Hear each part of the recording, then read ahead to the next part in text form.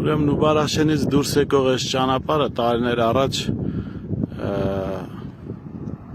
սողանք էր եղել ու ճանապարհի կեսը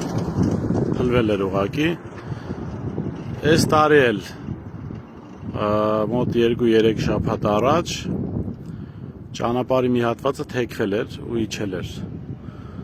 Քանի որ քաղաքացիական պայմանագրում խելքի պուտուկներ են նստած, խելքի տոպրակներ, իրենք որոշեցին ուրեմն բան անել, որտեղ սողանք կա ու ասֆալտը իջել է, գիտեք ինչ անել, լուծում գտան,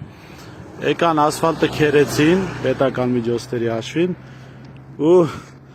ասֆալտապատեցին, այսինքն ոչ թե սողանքի հարցը լուծեցին, որ հողը հոսում է, 2 շաբաթ առաջ եկան,